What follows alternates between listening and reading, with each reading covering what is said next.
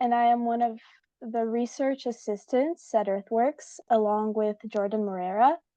And I'm here with Nancy Van Grohl and Cheryl Schrader, our co-coordinators. And yeah, truly honored to host you all for this really, really special talk. So before we begin, I would like to acknowledge how grateful we are for the opportunity to live, play, and learn on the traditional, unceded, and occupied territories of the Lil'wat, Musqueam, Sechelt, Squamish, and Tsleil-Waututh nations. Um, Through EarthWorks, we aim to engage and inspire all the students, faculty, and even the local community to explore environmental issues through a multidisciplinary lens, fostering awareness and action for meaningful change. So yeah, I would also like to thank our guest, Juliana Bechara, for being here today to inspire us even further with her knowledge, her experience, her care. Juliana is not only a friend, but also a mentor, as I was privileged to work at Bioma Food Hub back in 2021 as her intern, where I learned so much from her and everyone there, so much about community, about empathy, and of course, about sustainability. So, Ju, the floor is yours. If you'd like to start by introducing yourself and Bioma. Hi guys, Lu, thank you so much. Thanks again for this time. Thank you. It is a pleasure to be here with you guys, sharing this story. I'll be happy to exchange ideas, and please feel free to raise your hands and and be part of this conversation. So, just introducing myself, my name is Juliana. I was born and raised here in Brazil. I'm the founder and executive director at Bioma Food Hub, which is a hub. It is a physical space, and it's a hub willing to positive impact our society through food. So, since it's International Women's Day, I'd like to start saying that I'm a mother. I'm a mother of two, and I run Bioma. And I usually say that Bioma is my second child. So I had my first daughter, then I had Bioma, and then I had my son. And it is it is something. I mean, Bioma is still a baby, so I started the operations in 2020. So Lu was with us in the very beginning of our story, and I started Bioma because I had the opportunity to live in the United States for 5 years, where I did my master's degree. And I focused, well, I have a degree in international affairs. And then when I went to the United States in New York, I decided to study consumption and climate change. I really wanted to trace like how our habits and our way of living was impacting the life as we know it, human and non-human lives. So I decided to take this master's degree in sociology, and I later delved deeper into food studies, where I started going like all the way through food systems. So Bioma is all about food systems. We talk about systems, and we talk about how we can work systemically, understanding like the whole thing as an ecosystem. This is why we're called Bioma. Bioma is when you think about biomas, you have several ecosystems together. And once I finished my master's degree, I had the opportunity to work in once I was doing my master's degree, I had the opportunity to work in a co-working space focused in social innovation back in New York. And then I had the opportunity to be with Slow Food USA in several events, and I had an experience with them. And once I came back to Brazil, I started to talk to people here in Brazil, and I started to see that there was a gap.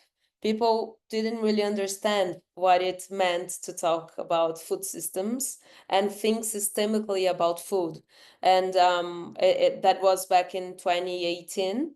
And every time we talked about climate change and impact, food would never come to people's minds. It was all about diets, and it was all about the frenzy about up and coming like foods, but it was not about how we can change the way we produce, the way we distribute, and the way we think about food. So this is what made me build Bioma. In 2019, we had the opportunity. It was me and my husband, actually. He's a photographer, but he's a founding partner at Bioma. Our family had this space, this vacant space in a building in a neighborhood called Itaim Bibi in São Paulo. You have Faria Lima, Avenue Faria Lima, which is a very known avenue here in São Paulo. It's where the financial heart of São Paulo beats. So this is where we're located. And we were like, okay, so let's just take this space, renovate it, and bring to São Paulo a nice space where people can work from and they can build community. And I was thinking about all my trajectory, and I was like, okay, we can do this, but it's gonna be a food hub. And this is how Bioma was born. So we renovated the space. It's a 300 square meter space. And in 2020, we had COVID. So as we were ready to start running our business, COVID hit São Paulo and we weren't able to open our doors. But we were already talking to a company called Notco. I believe you guys have already heard of them because they're a Chilean-based company, but they do operate in the US and Canada as well. So they were using a traditional WeWork working space here in São Paulo, and they learned about Bioma, and they were like, oh, we want to use your kitchen, we want to bring our team to this space, and we want to be part of this community. So in June of 2020, we were just closed and we were just like waiting until the moment we could open our doors, and we were able to open for Notco. And this is when we started. So it's a long story. Now we have 900 square meters. So we expanded twice as a physical space.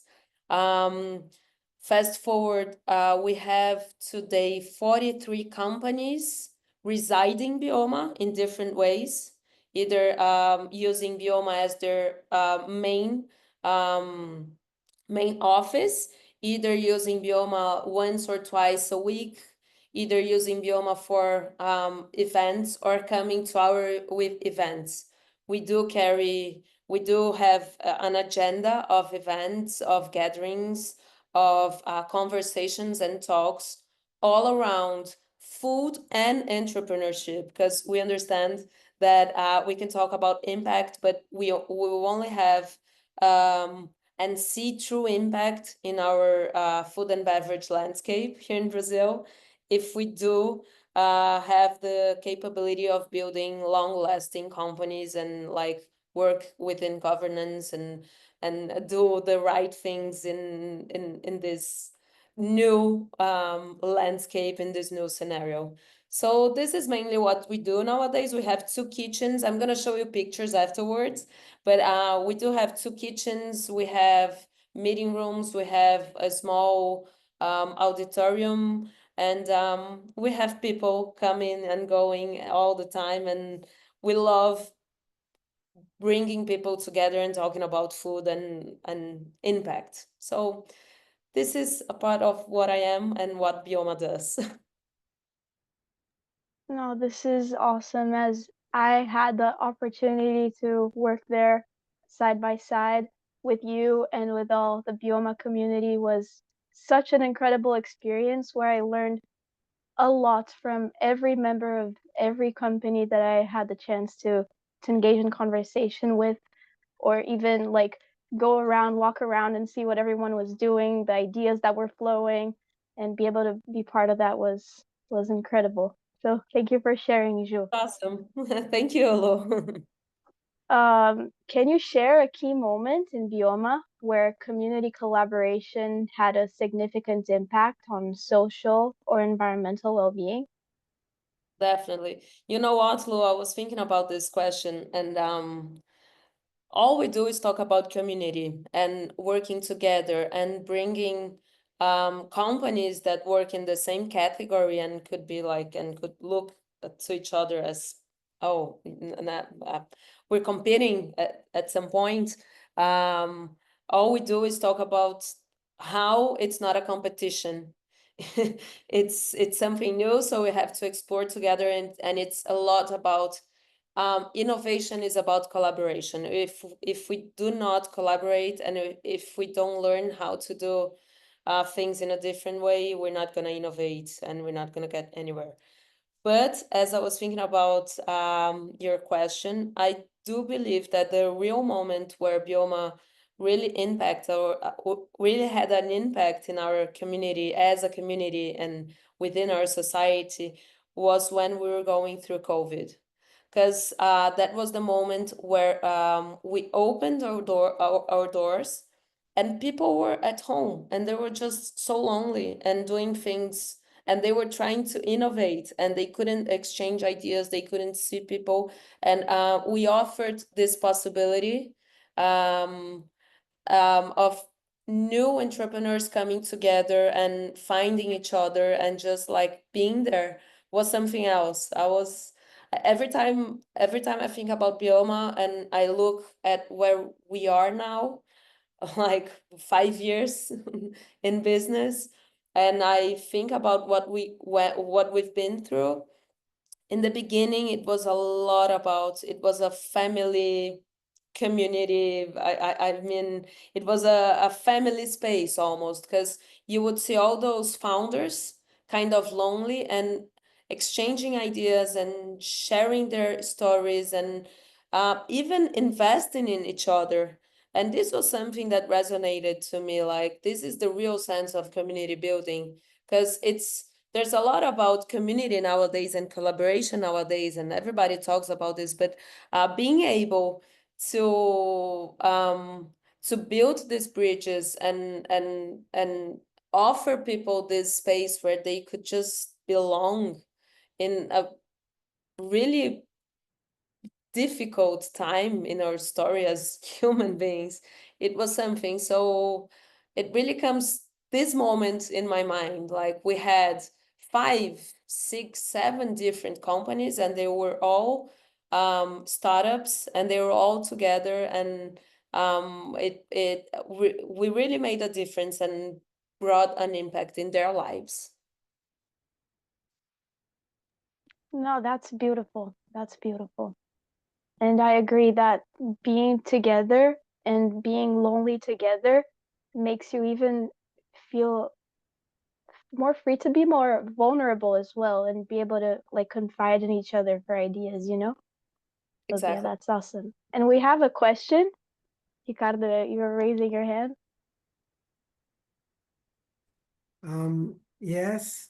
Hello, everybody. Thank you for being part of this event. Uh, I don't want to interrupt your questions, Luisa, so I'm sorry. But I got very excited while I was hearing Juliana. And I would like to ask if among the brands that have joined Bioma for these last 5 years, if you have seen any significant growth in their market share? And if there is any specific success stories that you could share with us, this would be Yes, very good. Thank you very definitely. much. And sorry once again to interrupt you. No, that's perfect. That's what we want, right? So thank you, Ricardo, for your question. And yes, I can share a few stories. And Lou was able to meet some of those founders and those companies. So one of them, I believe we were very, very lucky. I don't know if it's just like a we had this by chance, but we started Bioma with 3 prominent companies. Notco, which is it was considered a unicorn, and they've been doing a really interesting job in reinventing and redefining food because they work. Actually, what they did was develop artificial intelligence capable of reinventing the foods we know through plants. So they have Giuseppe, that's how they call their chef. And they provide the Giuseppe with all the info of foods we know, like milk, dairy products, hamburger, sausages. Think of it. And Giuseppe will go and screen within the plant based sin, all the plants, and he'll be like, okay, so if you match this, and these ingredients, you'll be able to recreate the milk as we know it in terms of texture, in terms of taste, with only plants. So they're gonna what they tried to recreate those foods based in plant-based ingredients, but not only on oats or almonds, or they were able to bring a big range of ingredients in order to do this. So they have a joint venture with Kraft Heinz in Canada. Yes, they further went to the US. They do have a share in the US milk, alternative milk category. But we also started with Nude. So Nude, which is an oat brand, we can compare them to Oatly in the US and Canada. I believe you've heard of them. Yes, they started at Bioma. I'm an angel investor. Actually, Bioma was able to invest in them as well. This is something we do from time to time. And they were only like 3 people starting this company, founders coming from Berlin. So they got to know Oatly there, and they were like, okay, so why don't we do this back in Brazil? We can just work oats, and we can bring the ethos of decarbonizing our world, our planet. So this is what they do. And Nude has gained a lot of attention. They have a great brand. They were able to go through a Series A round. They've been doing a great job in communicating the brand, in bringing and relating food to climate issues. So this is another case. You should look for them. Or Lou or I can send you guys the names of the brands. We also have Nu, which is they call them a food tech that comes from the farm, because they do like the traditional pão de queijo. Have you heard of pão de queijo, which is the cheese bread, very Brazilian dish. But what they try to do is they map their producers, and they only work within a range of their farm. So they produce all their products, and they are also working with cassava, which is a very Brazilian ingredient. So this is another company you should look for. It's a women-owned company. Since we're here talking about International Women's Day, they've been recognized by the UN as the 50, I don't really recall now, but they've been recognized as a great company here in Brazil. And we also have Água na Caixa, which is like a boxed water, innovating in bringing water through Tetra Pak packages to the market. I'm sure you have this case in Canada, just as we have in the US, but they've also been able to build a real business around water, and they've been doing a great job in marketing and I mean bringing just water to the market in a different way. So those are some of the examples I can bring you guys, and they're still with us at Bioma. Notco is no longer with us because they're a big team now, so it doesn't fit in our space, but we've been doing projects with them as well. So yes, those are some of the examples I can bring you. and I can send you the names of them later on. Thank you very much.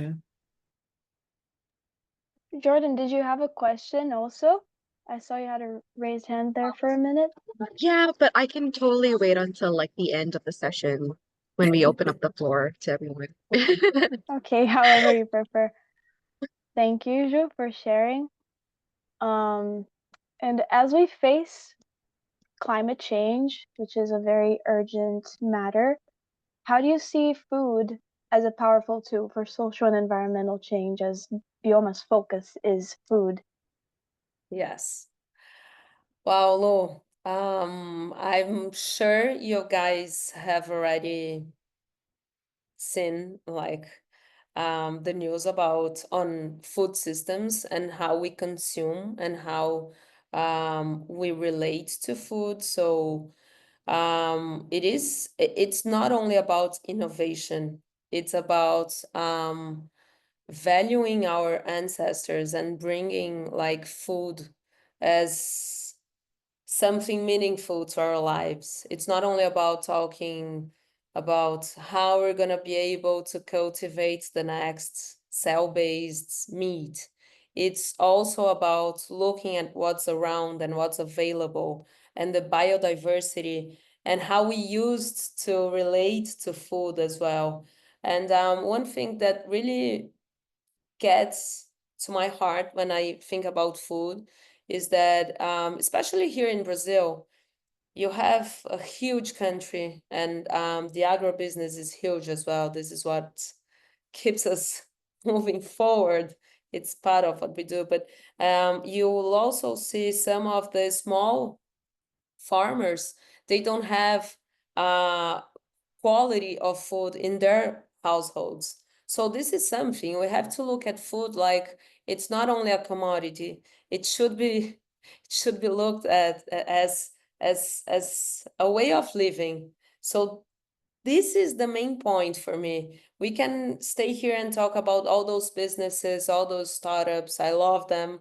I love to see how it works, and I'm here like empowering businesses as well. But we won't be able to positively impact our planet um, if we don't succeed in bringing the idea of how we should consume food to everyone, how we should just slow down and value what we have locally as a resource, as food. So the way the industry works towards only using what's beautiful and what's big and discarding the rest. So waste is a huge problem we have, and we should look at this. We still have traditional supermarkets and traditional vendors looking at food and commercializing our food. So we don't see that many CSAs around. So we should really value this in addition to the innovation we're bringing. So we do have products, CPG brands assessing the problems we have, trying to communicate all the goals we have to achieve by 2030, 2050. But at the same time, we really had to be able to pass the idea that society is also responsible, not only the industry, and how we can develop public policies in order to help our societies to eat better and understand better how they can value the work of the local farmers and local gardens and stuff. So I'm still very confused about how we're gonna be able to achieve all those goals if we still like only look at industry as a problem. But we do have to look at the patterns and the way we consume things in order to improve our livelihoods. And the most vulnerables we know are the ones that are gonna suffer more. So local farmers, local fishermen, all the locals and small ones, they're gonna be suffering, and then we're gonna feel the pain because we won't be able to access them anymore. So food is central. Everywhere you go, you eat. I was telling you, I was in Japan, and what amazes me over there is that they have this ancestrality. They bring all the culture they have to food. So if you go to a local restaurant, they're gonna be honoring what they have at the table. And this is what we should be doing as well, not only talking about innovation and new products, but also within the food we have at at home. Absolutely, Ju. I think it starts at home. It starts at our dining table, the meals we share with our family, with our friends, where we choose to go eat out if we ever do eat out, where we choose to invest our money and who we choose to support, whether it be at supermarkets, at organic stands, at farmers markets, at restaurants that value the cultural and spiritual impact that food has versus big international chains, um, huge list. So yeah, We can coexist. I'm not saying that absolutely. it's not that they shouldn't be there. We all should be coexisting, but people should be more aware that it's not only their job, it's our job. And Yeah, it's a team effort for sure. And exactly. I think before anything, I think education and knowledge is the first step. Consciousness. If you don't know what you're doing, if you don't have the information, how can anyone possibly know that this is even a problem in the first place? Exactly. So having the opportunity to talk about it and to share what we know and ask and be curious and go looking for sources and also feeling it within, right? If we eat foods that aren't good for us, we'll feel it inside us. We'll feel it in That's our normal. mood. Yeah. We'll feel it in ourselves, the way we Yes. interact with the world. We are what we eat, I think. And I was having this conversation yesterday, Lu, with one of our founders. It's a company called Green Table. They do they do food delivery actually. It's frozen foods and food delivery. It's ready to eat meals.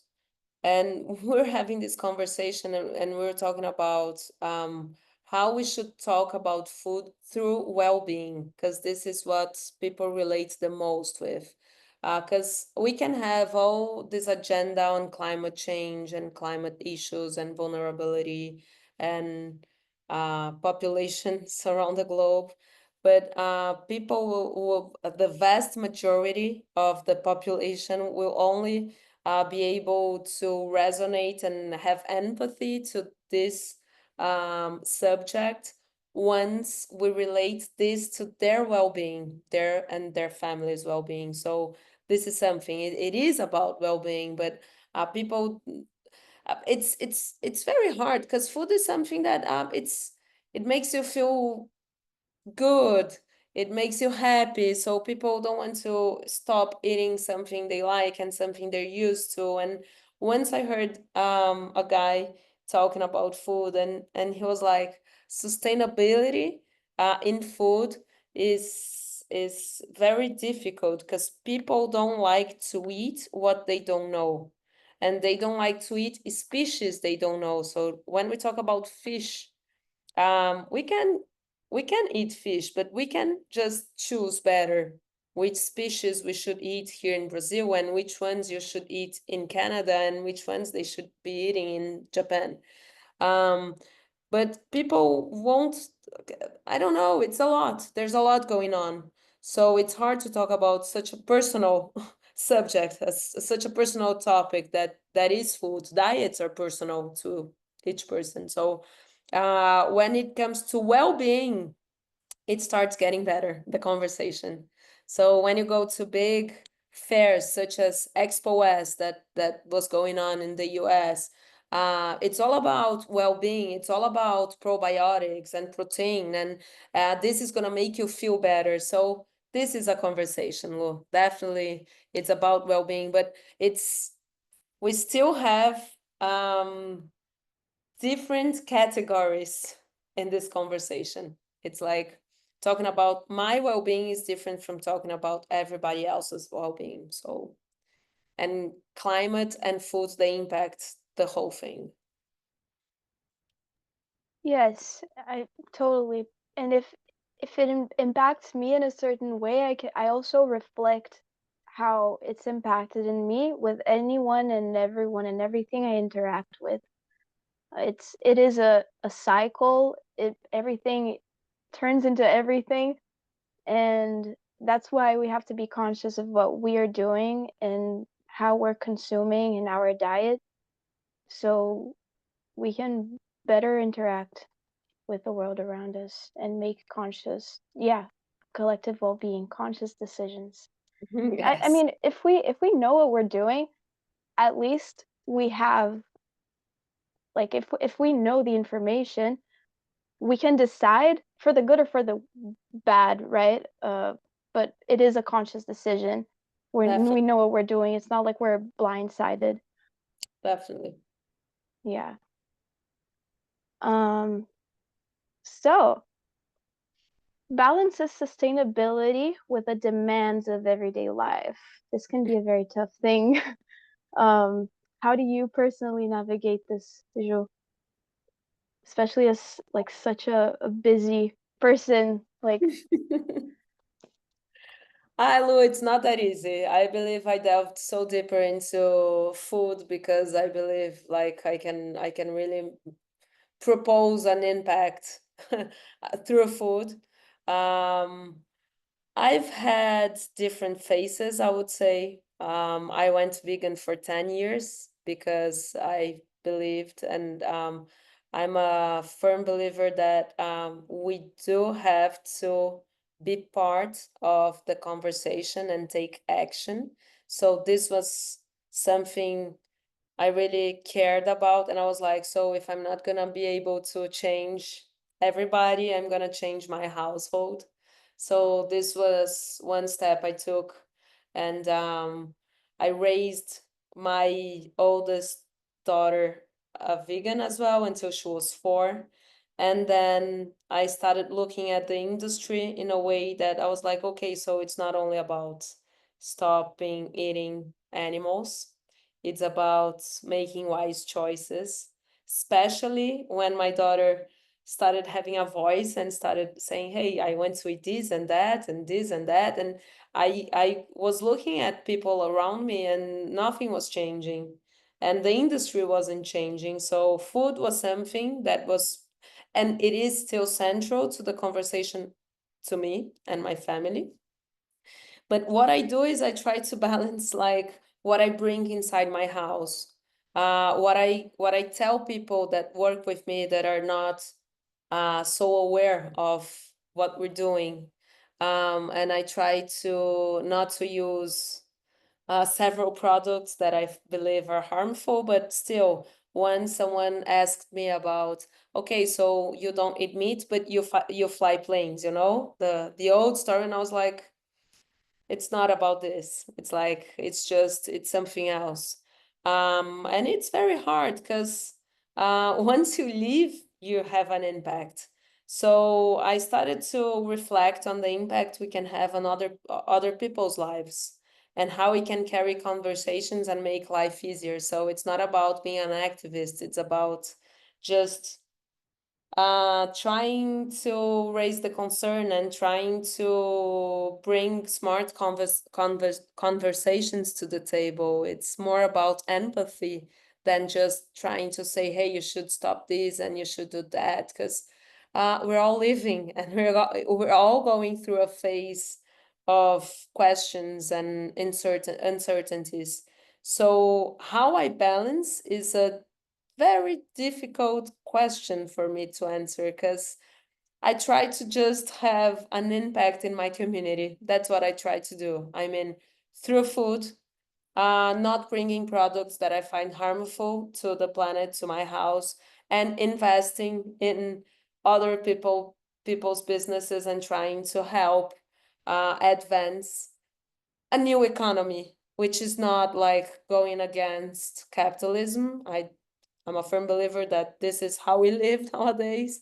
But how can we transition and how can we live in an economy and a society that's less harmful to the people? Not only like, okay, so let's be an activist and say that we can't use this and can't use that, but how can we offer and propose new ways of living, and how can we propose new ways of acting in our daily lives? So I do believe that this is the most sustainable action I've taken in the last within the last 3 or 4 years.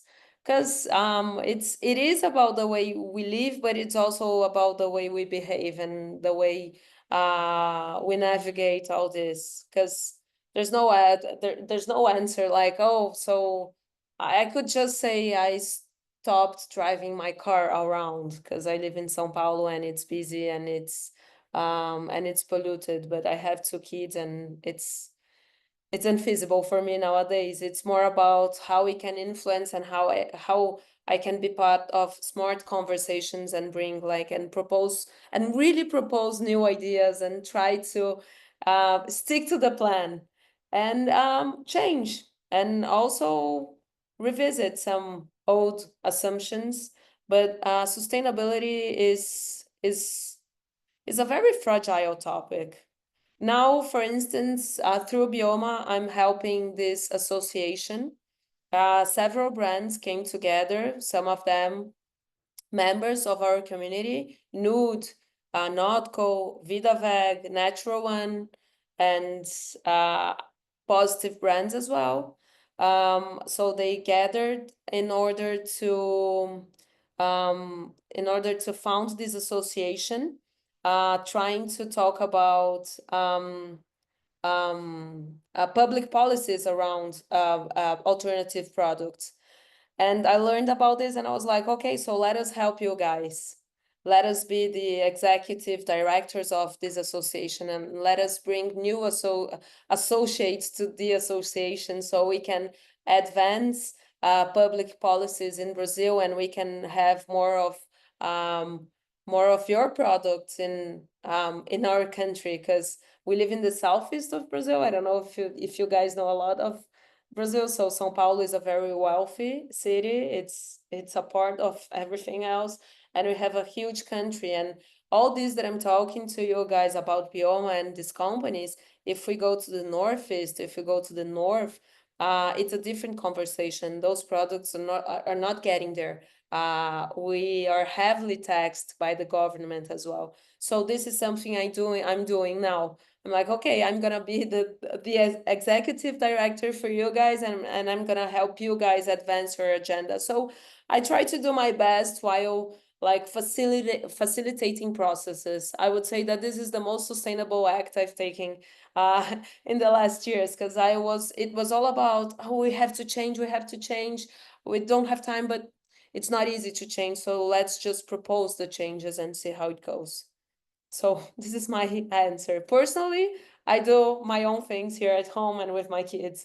But outside my my small capsule, I do to influence others. I try to influence others.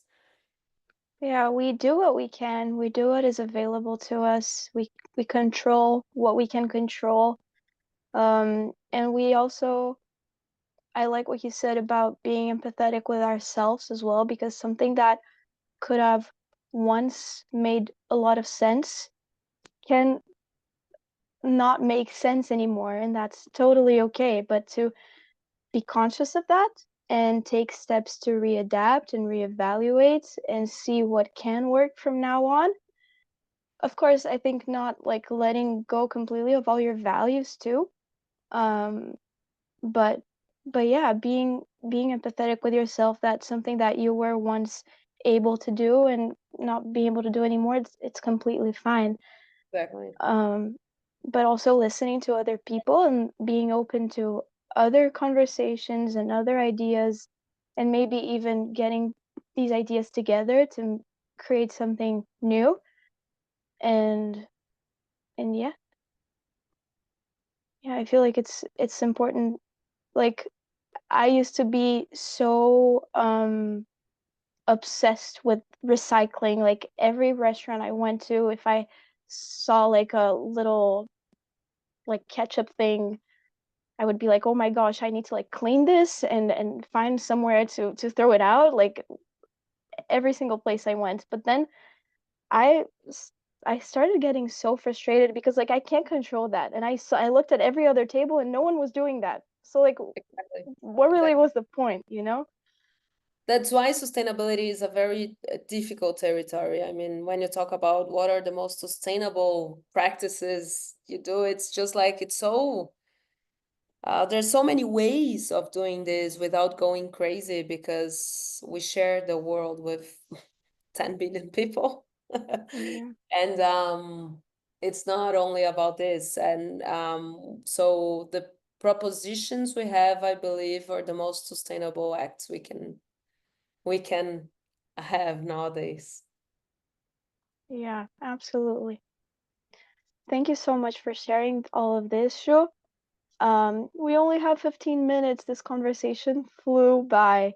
This is a good sign. I was wondering before Ju showed images of Bioma and shared that with all of us, if anyone has any other question for her or just an idea to put out there or anything anyone wanted to share. Yeah, Jordan, go ahead. Yeah, I apologize for like the background noise. It's like so loud. But yeah, it was incredible listening to your story and how Bioma came to be and sort of like drawing it back to International Women's Week. My question would be, what advice would you give to women striving to make their mark in traditionally male-dominated industries, and how did you succeed in doing so? I'm sorry, can you just repeat the beginning? Because there was a noise in the Yeah, for sure. I was just wondering, what advice would you give to women striving to make their mark in a traditionally male-dominated industries and how you've succeeded in doing so? just go just keep doing. No, I'm just kidding. Actually, Lou proposed the question that was like what was the biggest obstacle or something like this. And being a woman, I come from a very traditional family as well. I mean, here in Brazil, I have this, my father was always the guy who went to work, and my mother was a stay-at-home mom. And I had all the opportunities to go to study abroad and come back, but it was never it was never something that, oh, you should just have your own business. It's just fine. You stay where you are. And from the moment I decided to bring Bioma to life, people were always questioning me and challenging me about, why are you focusing in food? You have this special space. It's gonna be just a nice space, and they're always like, oh, this that you do, like, this sustainability thing, this vegan thing, this. It was always something like, why are you doing this? You have your daughter, just stay home. And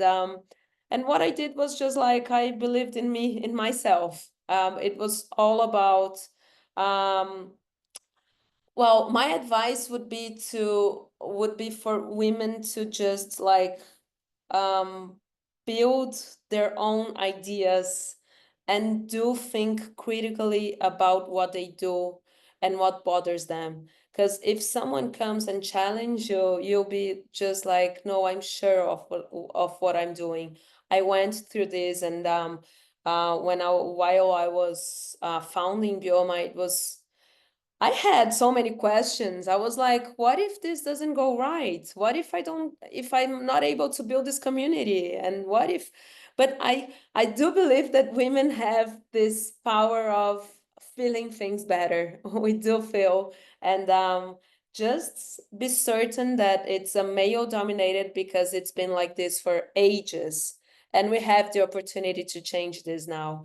We have so many female founders at Bioma, and it makes me so proud to be one of the female founders. Like I'm an entrepreneur myself, and I had to overcome some obstacles, some like very, just like I would see people looking at Bioma just as renting space. And then when I was able to invest in the first company, it was like, oh, so you have you have this share of this company. And then when I was able to bring the 40th company into Bioma, I was like, oh, let's have a conversation. It's amazing what you're doing. It's just like, it sounds very cliche, but we just have to believe in ourselves. And I still don't believe in myself quite often. I go to bed and I'm like, what am I doing? Where am I gonna be? And I'm still challenged by the fact that I have 2 kids, and quite often I'm not with them to be building this, but I do believe that we actually we even had an event called "The Future of Food is Female" to talk about this.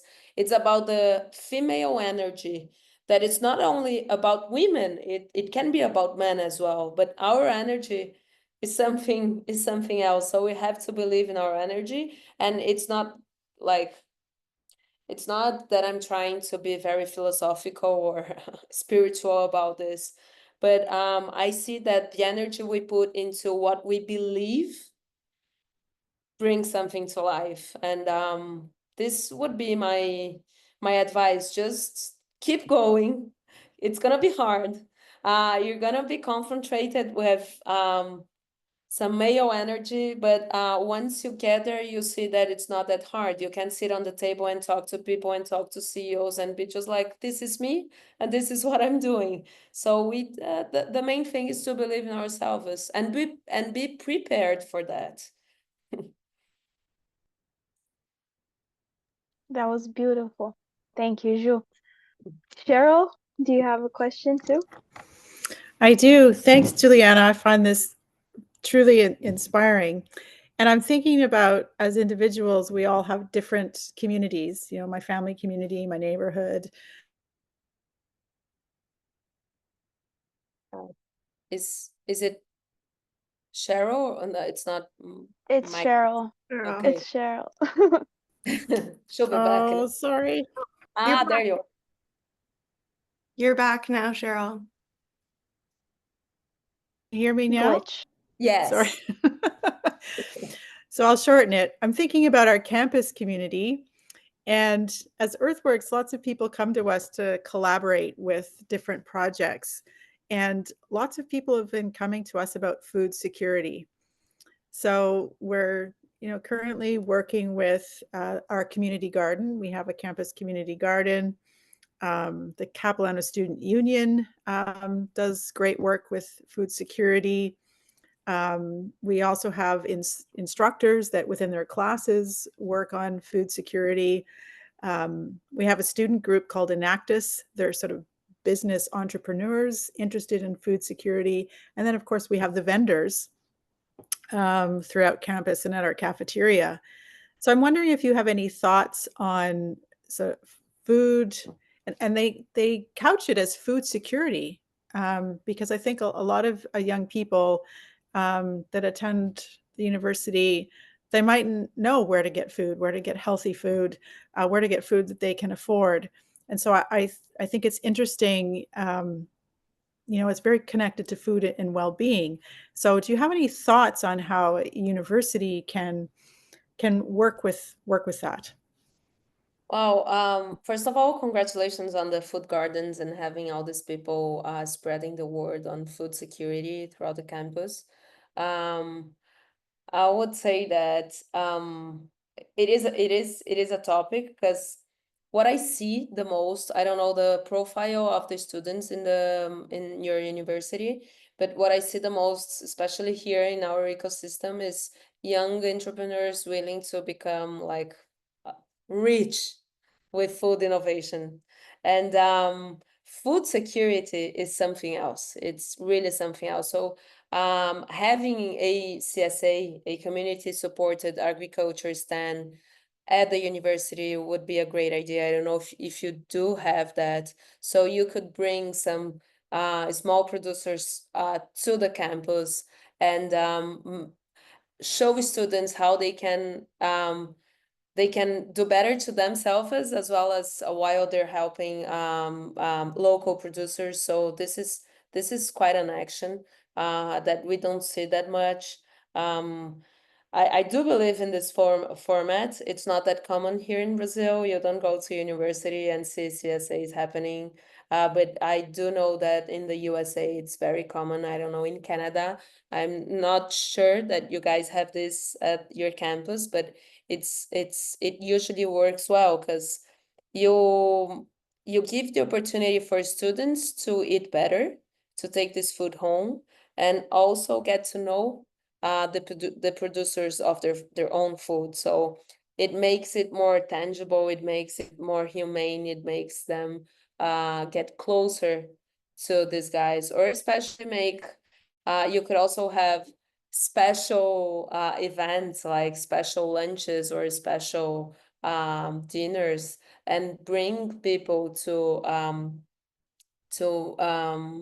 cook the food you serve to the students so they can have an idea of how to eat better and how to elaborate at home as well. So those are some ideas that can be easier to implement within the within the campus related to food. Mhm. I don't know if I was able to answer your question, but those are the ideas that came to my mind briefly. Thank you. That's great. We have CSAs in the region, but to my knowledge, we've never invited one to campus. So that's an idea to take away. Thank you.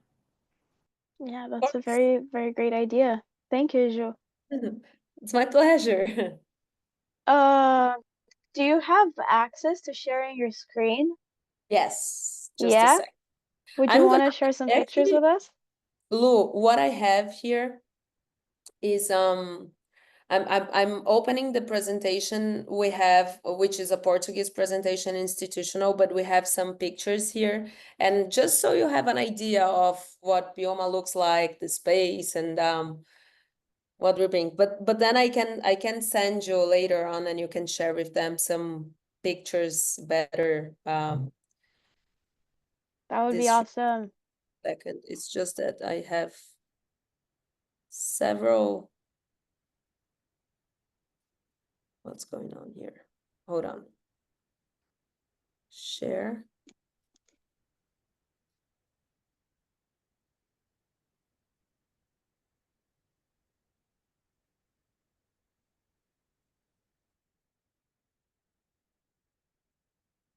I'm not sure if this is the document because it's not showing the preview to me. I'm gonna share. If it's not, I'm just gonna close, okay? All Just a right, no worries. I believe I have to grant Zoom permission.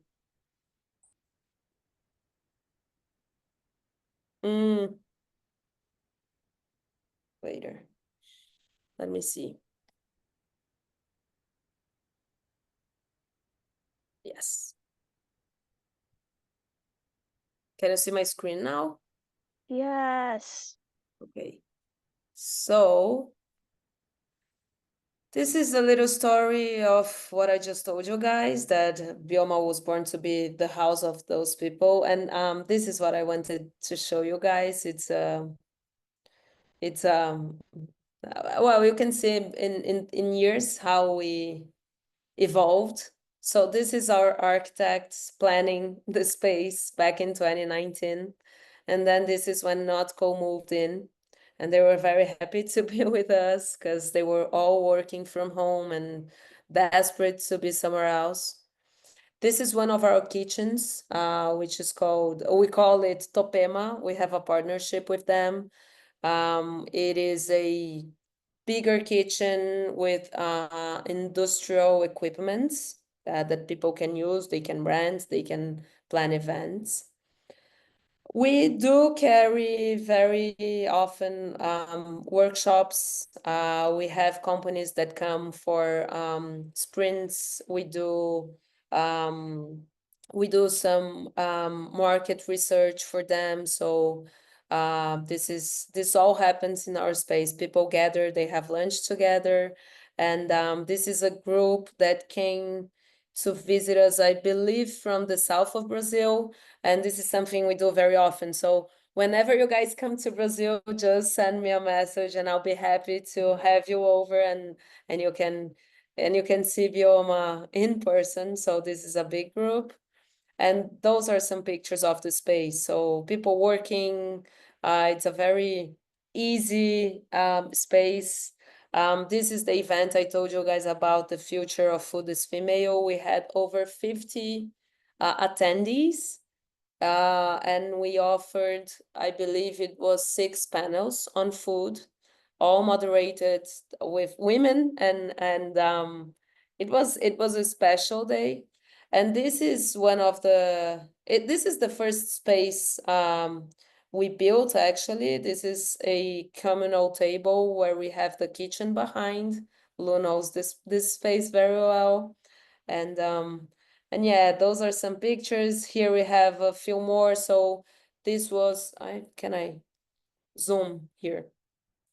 So this was an experiment we have. We do this very often. We invite entrepreneurs and business people to talk about their projects. And this was, this guy is a chef at a company, and he was showing how he creates his dishes. And this is all the people from all our community is invited, and they were watching as he was cooking. This was a very special conversation we have with the former CEO of Dengo. I don't know if you've heard of Dengo. Dengo is a chocolate company here in Brazil, and the work they do is amazing because they they are willing to protect the cacao forests. So they do pay fair wages, they do go to the field, and they do get to know the producers, and it's beautiful what they do. It's very Brazilian, and it's very what I talked about ancestrality and trying to bring biodiversity, that's what they do. So this is something we offered to the community as well. So he came here, and he talked about food systems and impact, and managing Dengo, and how it works, and it was a full room. Here we were having a workshop on branding. So we had a branding studio at Bioma. It's called Rebu. They created nice brands, and they offered a workshop for our community, a 2-day workshop about branding and bringing special brands and ethos to life. Here you can see a different space. This was a mentor. It was an acceleration program, more of kind of a mentorship program for people to understand how they could develop their go-to-market strategy. So it was all about how you should sell your product, at what price point, in which channels. It was a 2-month program that we ran, I believe, 5 editions throughout the years. And yeah, this is us. This is a different group, and we also have a WhatsApp group where people can go to different subgroups, subcategories, and just we have the founders group, we have communications group, we have marketing group. This all to facilitate. And I believe here I don't have pictures. Those are some of the brands that are with us right now. And it's always changing. We have 2 new brands that came in this week. Those are some of the partners we work with, different hubs, different companies. And This is it. Lou, I'm gonna just a second. I'm sorry, the alarm is off here. Oh, okay, sorry. I'm gonna share a folder with you, Lou, and then you can send them some more pictures of the space that we have. And if you have any questions, please just let me know. But this is Bioma. This is a little bit of what we are and what we do and what we look like. That's awesome. That's so cool, Ju. Thank you so much. Thank you for your time. Thank you for sharing so much with us. This was incredible. Thank This was you. It's awesome. my pleasure. It's my pleasure. I hope I was clear. My English was not that bad. Your English was amazing, I and know I I've have this never, Brazilian accent. It's terrible, but I can't get rid of it. no, it's special. It's special. Um, and I never stop learning from you, Ju, with every conversation we have. So thank you. Thank you so much. Thank you, Lu, and thank you guys for having me over and taking the time to listen to my story and be on my story. Yay. Thank you. Right. While I'm here, feel free to contact me. If you ever come to Brazil, please send me a message. If you just want to go for a coffee, not Bioma, I'll be here and I'll be happy, more than happy to meet you guys in person. I'll be doing that for sure. Thank you so much, Lu. Thank